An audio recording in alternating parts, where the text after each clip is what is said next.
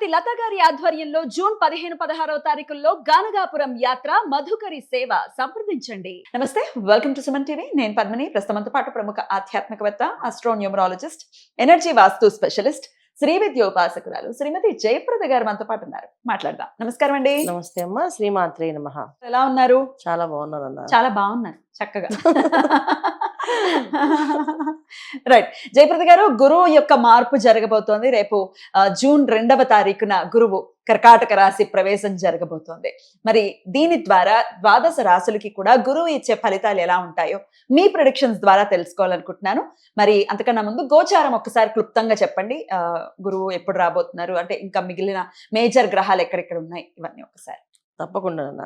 So గురువు మార్పు అనేది అందరికీ మంచి శుభవార్తలు, శుభకరమైన విషయాలు జరిగే అవకాశాలు ఎక్కువగా ఉన్నాయి. బ్యూటిఫుల్. ఎందుకంటే గోచారీత్యా చూసుకుంటే శనేశ్వరుడు మీనరాశిలో ఉండడం, గురువు కర్కాటక రాశికి మారడం, ఈ రెండు కూడా మేజర్ గ్రహాలు. యాక్చువల్లీ మన జీవితంలో మనం ముందుకు వెళ్ళాలి, ఒక జీవితంలో ఒక ఆధారం కావాలి అంటే శనేశ్వరుడు ప్లస్ గురువు ఇద్దరు ఉండాలి. వీళ్ళిద్దరు అనుగ్రహం ఏంటంటే ఈయన క్రమశిక్షణ నేర్పిస్తాడు, ఈయన సంతోషంగా ఉండాలని నేర్పిస్తాడు. సో ఎలా చేసుకోవాలని నేర్పిస్తాడు. అందుకని ఈ రెండు గ్రహాలు కాంబినేషన్ ఈ మధ్యన ఏంటంటే ఈ మధ్య కాలంలో చాలా చాలా అద్భుతమైన ఫలితాలని ఇస్తుంది అందరికీ, అన్ని రాశుల వాళ్ళకి. ఈ ఒక్క రాశి అని కాకుండా మనం ఒక్కొక్క రాశి తర్వాత ఇప్పటికీ చెప్తాం, కానీ అన్ని రాశులకి ఫలితాలు బాగుంటాయి.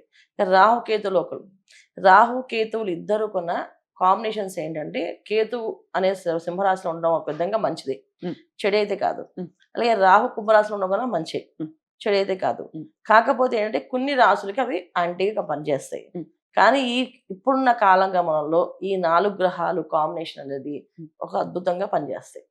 అది చాలా విషయాల్లో మనకి ముందు ముందు వెళ్తున్న కొద్దీ చెప్తూ ఉంటాం మీకు అన్ని విషయాలు. తప్పకుండా రాశుల వారీగా మనం మాట్లాడుకుందాం. ఒక బంగారం విషయం ఒకటి చెప్పండి, మళ్ళీ ఇంకేమైనా పెరుగుతుందా ఉచ్చ స్థితిలోకి మరి గురువు వెళ్ళటం రీత్యా? బంగారం అనేది పెరిగే అవకాశం ఎక్కువగా ఉంది. అయితే ఉచ్చ స్థితిలో గురువు రావడం అనేది కాదు, కానీ ఇక్కడ అంటే బంగారానికి కారకుడు గురువు కదా. బంగారం కారకుడు గురువు అయినప్పటికీ కూడా బంగారం ప్రతి సంవత్సరం పెరుగుతూ ఉంటుంది అన్న. అయితే ఇప్పుడే బాగా హెచ్చుతగ్గులు ఉన్నాయి. దీనికి కారకత్వం ఏంటంటే గురువు ఒక్కలే కాదు, ఇక్కడ గురువు, శనేశ్వరుడు, రాహు, కేతువు, ఈ 4 గ్రహాలు కాంబినేషన్ ఏవైతే ఉన్నాయో దాని వల్ల ఈ విపరీత విపత్తులు. దీంట్లో మనం బంగారం పెరగడం అనేది ఉందా, చాలా దారుణంగానే ఉంది. ఎందుకంటే ఇప్పుడు మనకి వినడం ఏంటంటే 1,55,000 1,60,000 చెప్తున్నారు, అది 1,40,000 1,30,000 దింపుతారు మధ్యలో. తర్వాత ఎప్పుడైతే ఎండ్ ఆఫ్ ఇయర్ అవుతుందో 2 లక్షల దాకా వెళ్తుందంట. సో బంగారం పెరిగే అవకాశం ఎక్కువగానే ఉంటుంది. మోడీ గారు చెప్పినట్టుగా కొన్నాళ్ళు ఆగడం బెటర్ అంటారా ఇన్వెస్ట్ చేయడానికి? ఖచ్చితంగా ఆగితే. ఆయన చెప్పిన విషయము చాలా లోతుగా ఆలోచించి చెప్పారు ఆయన. నిజంగా ఇది మనకు సందేశం కూడా. ఎందుకంటే ఒక బంగారే కాదు, చాలా ఈ రవాణా సంబంధించిన వస్తువులు ఏవైతే ఉన్నాయో మనకి మొబైల్స్ తీసుకోండి, తర్వాత పెట్రోల్ డీజిల్ తీసుకొని, ఇవన్నీ తగ్గించడం వల్ల మన భవిష్యత్తుకి మన పిల్లలకి మనం మంచి దారి చూపించే మనం అవుతాం, లేకపోతే అన్యాయంగా బలైపోయిన మనం అవుతాం. ఇది 100%. ఇక ద్వాదశ రాశులకి కూడా గురువు ఎటువంటి ఫలితాలు ఇస్తున్నారో ఇప్పుడు తెలుసుకుందాం. తప్పకుండా. వృషభ రాశి వారికి గురువు మరి ఎటువంటి మార్పుల్ని తీసుకురాబోతున్నారు, ఎటువంటి రిజల్ట్స్ ఇవ్వబోతున్నారు ఒకసారి మీ ద్వారా? తప్పకుండా. వృషభ రాశి వాళ్ళకి గురువు ఇచ్చే ఫలితాలు చాలా అద్భుతంగా ఉంటాయి. ఎందుకంటే వాళ్ళకి మిథున రాశిలో ఉన్నప్పుడు అంత యోగం, అంత అదృష్టం కలగలేదు. అదేంటి ద్వితీయ స్థానంలో అంత ఇబ్బంది? అంటే ద్వితీయ స్థానంలో ధనస్థానం, వాక్స్థానం అంటాం మనం. కాకపోతే గురువు ఏదైనా పెంచుతాడు. అంటే ఇప్పుడు మీకు ఒక వ్యాపారం చేస్తాను, వ్యాపార అభివృద్ధి అనేది ఉంటుంది, పెరుగుతూ ఉంటుంది అభివృద్ధి. అదే ఉద్యోగం చేస్తారు, ఉద్యోగంలో పెరిగేది ఏముంటుంది, మీకు ప్రమోషన్ రావాలి, బాధ్యతలు పెరుగుతాయి, ప్రమోషన్ రావాలి. అది ప్రమోషన్ వచ్చే ఉద్యోగం అయితే, అది లేకపోతే ఇవాళ సాఫ్ట్వేర్ రంగాల్లో అందరూ చేసేవి వాటిలో ప్రమోషన్స్ ఎక్కడ ఉంటే వీళ్ళకి దాని ఒక సాఫ్ట్వేర్ రంగంలో ఉండే ప్రాజెక్ట్స్ తప్ప ఆ ప్రాజెక్ట్స్ అయిపోవడం, ప్రాజెక్ట్స్ ఉండడం ఉంటుంది. దానికి ఒక ప్రాజెక్ట్ సంబంధించింది మీకు ఒకరికే కాదు కదా, దానికి 40 మంది 100 మంది పని చేస్తుంటారు. అందరిలోకి అదృష్టం ఉంటేనే ఆ ప్రాజెక్ట్ సక్సెస్ అవుతుంది, లేదా అవ్వదు. అలాగా ద్వితీయ స్థానంలో అంటే ఏంటంటే మంచి మాట తీరునిస్తాడు, ఒక క్రమశిక్షణ ఇస్తాడు, ఏ విషయమైనా బాధ్యతనిస్తాడు. సో మాట్లాడే విధానంలో మార్పు ఉంటుంది, వాళ్ళు చేసే పనుల్లో నడవడికలో మార్పు ఉంటుంది. తర్వాత ఇంట్లో వాళ్ళతో కానీ, బంధువులతో కానీ, అన్నదమ్ములతో కానీ సంబంధ బాంధవ్యాలు బలపడతాయి. సో మీరు ఇంతకుముందు కంటే ఇప్పుడు చాలా మెచ్యూర్డ్ గా మాట్లాడుతున్నారు అని, ఇంత మెచ్యూర్డ్ గా వ్యవహరిస్తున్నారని, ఇవన్నీ ఇది వరకు జరిగినవన్నీ తృతీయ స్థానంలో. మరి తృతీయ స్థానంలో ఇవన్నీ మనకి ప్లస్ అవుతాయి. ఏదైతే మనం తీసుకున్నాం బాధ్యతలు, దానికి ఏంటంటే ఇది మనం చేయగలం అని నమ్మకాన్ని ధైర్యాన్ని ఇస్తుంది. ఇప్పుడు ఎవరైనా సరే సబాష్ అని మనం అంటే అప్పుడు మనకు ఆ మాట మీద ధైర్యం వస్తుందా, ఓకే ఇది వీళ్ళు సబాష్ అని అంటే నేను చేసిన పని మంచిదనమాట అనే నమ్మకం వస్తుందా. ఈ తృతీయ స్థానంలో అలాంటి బలాన్ని ఇచ్చిన పనుల వల్ల కొత్త వ్యాపారాల్లో అడుగుపడ్డం కానీ, ప్రమోషన్లు రావడం కానీ, వెళ్ళడం కానీ, వేరే ప్లేసెస్కి వెళ్ళడం కానీ జరిగే అవకాశం ఉంటుంది. ఎందుకంటే వృషభ రాశికి ఒక గురువు ఒకడే కాదు, శనేశ్వరుడు ఒక అనుగ్రహం కూడా ఉంటుంది వాళ్ళకి.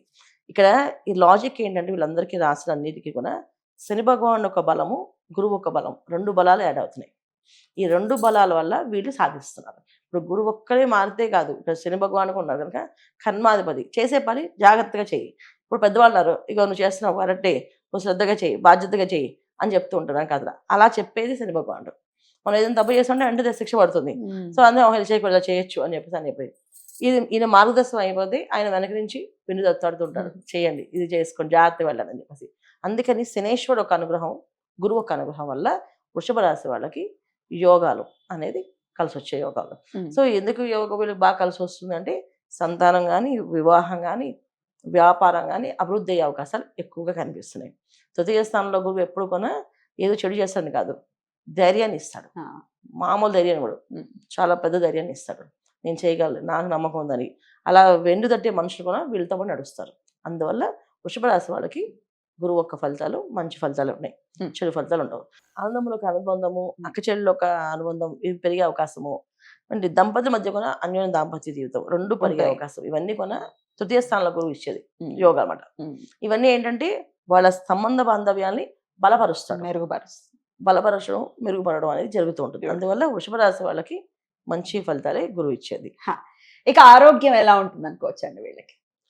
ఆరోగ్యం చాలా జాగ్రత్తగా చూసుకోవాల్సింది వీళ్ళు. ఎందుకంటే ఆంజనేయ స్వామి అనుగ్రహంతో వీళ్ళ ఆరోగ్యం బాగుపడుతుంది. అవునా?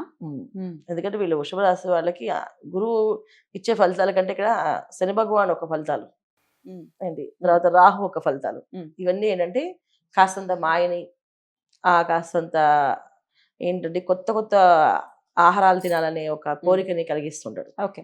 సో అది దాని కారకత్వం ఏంటంటే వాళ్ళు చేసే వృత్తులు, వాళ్ళు చేసే వ్యాపారాల్లో ఏదో తెలియకుండా ఒక పార్టీలు వెళ్ళడం, ఆ పార్టీలో వింత వింత డిష్ల్ని ట్రై చేద్దాం అనుకోవడం, దానివల్ల సమస్య రావడం.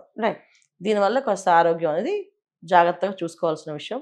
వాళ్ళ బాధ్యత ఏంటంటే డిన్నర్లు, పార్టీలు, ఈ రాత్రిపూట జరిగే ఈ నైట్ పార్టీలకి కొంచెం అవాయిడ్ చేసేస్తే మంచిది. ఎన్నాళ్ళ పాటు అవి అవాయిడ్ చేసుకుంటూ జాగ్రత్తగా ఉండాలి? ఆయన మాక్సిమం గురువు గారు ఉన్నంత వరకు, అంటే బృహస్పతి కర్కాటక రాశిలో ఉన్నంత వరకు జాగ్రత్తగా ఉండాలి. రైట్ అండి. అన్ని విషయాల్లో కూడా వృషభ రాశి వారికి అనుకూల ఫలితాలు ఉండటం కోసం మరి వీరు చేసుకోవాల్సినటువంటి పరిహారాలు ఏంటి?